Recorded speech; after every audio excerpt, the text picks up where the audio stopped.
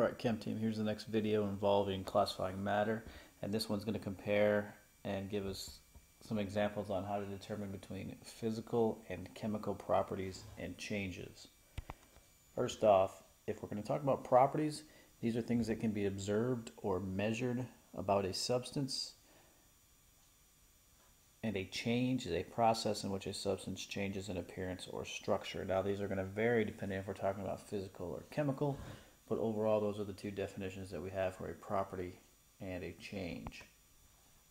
Physical properties are ones where you maintain the same substance. So when you look at the property or the thing that you are measuring, if when you're all done you still have the same substance, that's a physical property. Some common examples, we have melting point, and that's the temperature at which a substance changes from a solid to a liquid. So that's the specific temperature and when it's going to melt. And a lot of times you'll see it in notation with an S in parentheses, and if we're going to turn that into a liquid, that would be phase notation of a lowercase l, so a solid to a liquid. So when that happens, usually you're going to have this, if you're going to have the same substance on both sides of your arrow there, that tells you it's a physical property. Along with that, you also have a boiling point, which is the temperature at which a substance changes from liquid to a gas. So both of these, when they talk about the point, that means they're referring to a specific temperature. So if they describe the actual temperature at which it's boiling at or which it's melting at, that is the property. That's the aspect that you are measuring. The next one is viscosity, and this is the rate at which a fluid flows.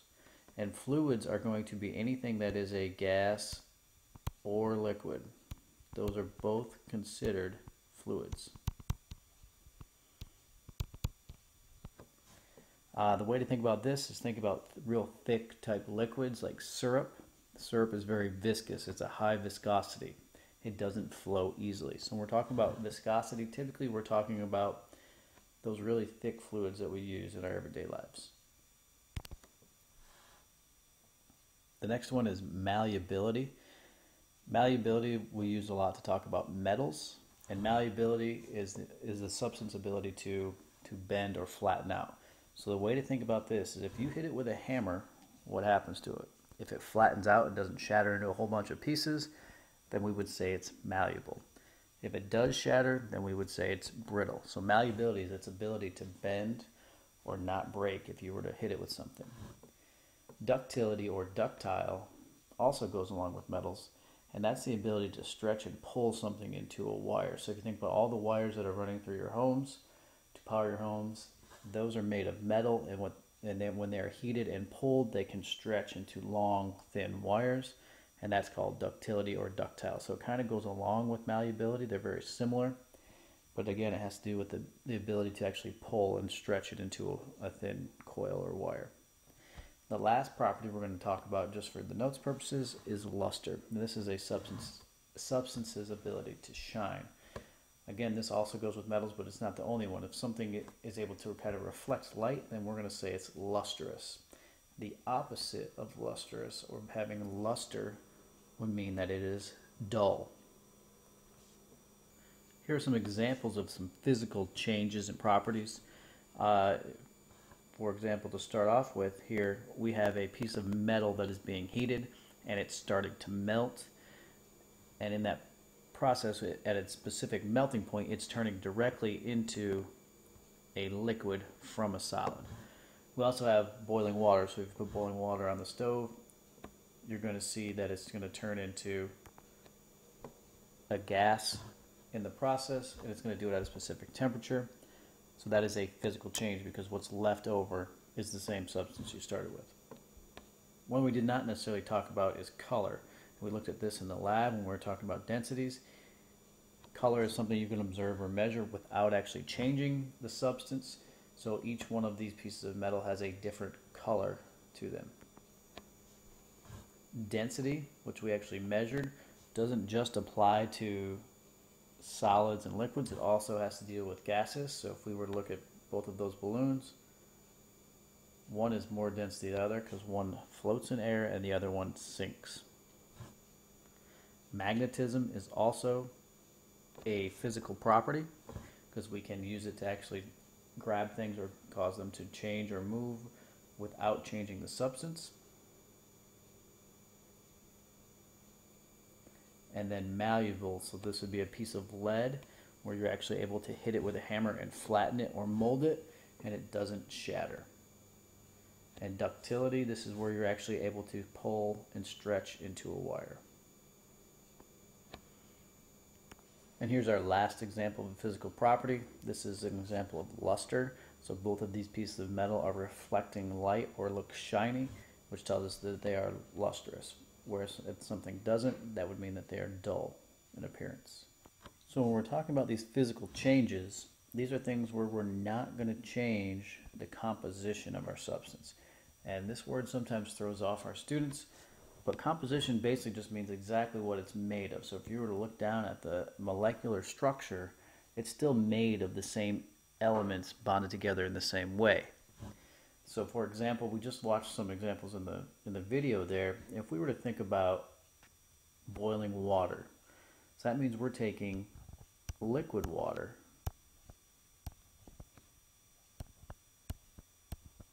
and we are turning it into a gas, or steam in this case, which is still water, just in a gas state. So if we were to compare our beginning to our end, we can see that we started with H2O, we ended with H2O. That tells me that it is a physical change and not a chemical change. If you still have the same composition, so 2 hydrogens and 1 oxygen, 2 hydrogens and 1 oxygen, it's a physical change, not a chemical change. So the key is, if you look at any of the physical changes, think about, do I still have the same substance I started with? If I do, it's physical. All right, the next thing we're going to look at are chemical properties, and these are things that you can observe or measure that cause a substance to turn into a new substance. So you're actually producing something new. These are 3 of the common ones that we'll see in chemistry. One that we like to see a lot are flammability and reactivity. Flammability is a substance's ability to burn when it's in the presence of oxygen. So gasoline is flammable, has a high flammability. Reactivity is how readily a substance combines with something else. So how easily it reacts to form something new with another substance. And sometimes you'll hear the term oxidizing, and this is the ability to react with oxygen, or how easily a substance loses its electrons.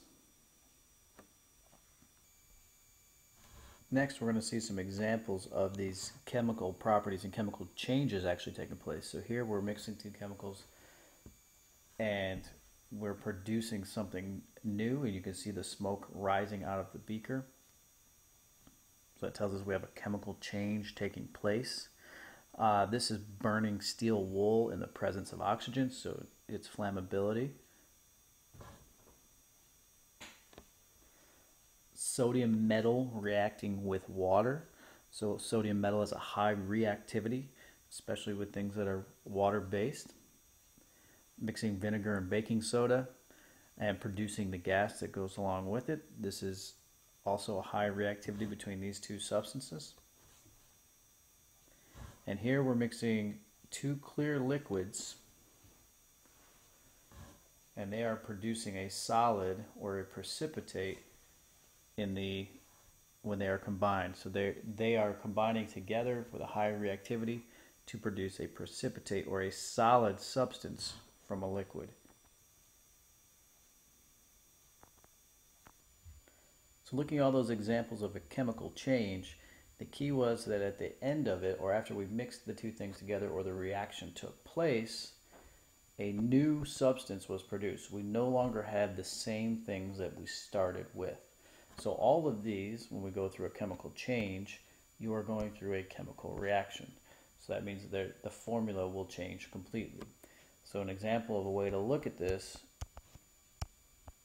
again, if we think about water, and if we were to decompose or break down water through a chemical process, if we were to split it up into the elements that make it up, it would split into hydrogen and oxygen. So this would technically be a chemical change because we are now breaking down water into hydrogen and oxygen, separate elements.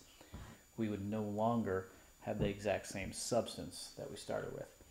So there's a lot of key terms that you hear when you're describing a chemical change to tell you that it's a chemical change. Some of the key words that you would hear would be reacts,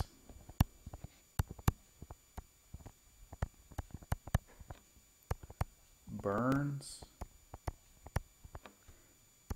decomposes. Those are the three common ones that you hear in a description when they're talking about a chemical change taking place.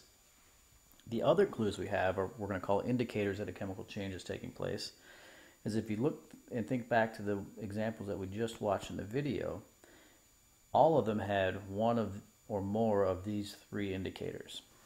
First off, the production of a gas. Many of the reactions will produce a gas.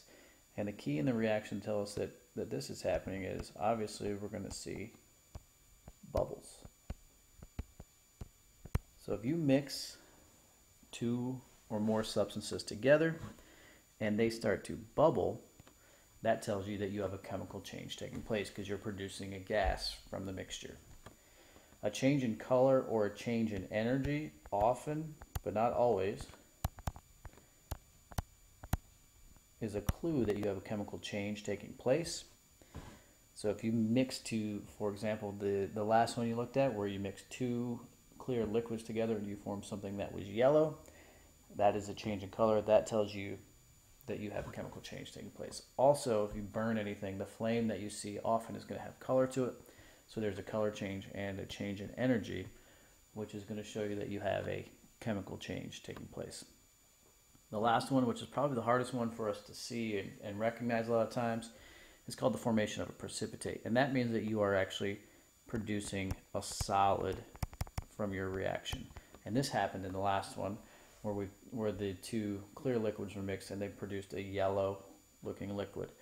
And the key thing to think about this one is if something looks cloudy, if the solution looks cloudy, then that means that you have formed a precipitate in your reaction. So the precipitate is just little solid particles that are now stuck in the solution and will be able to actually sink to the bottom. So just like precipitation falls out of the sky, if we think about it in chemistry, if you have a solution and it has a precipitate, that means that it will sink or fall to the bottom of your solution. Hope this helps you in understanding physical and chemical changes. Make sure you have your notes completed all the way for class, and we'll see you in class.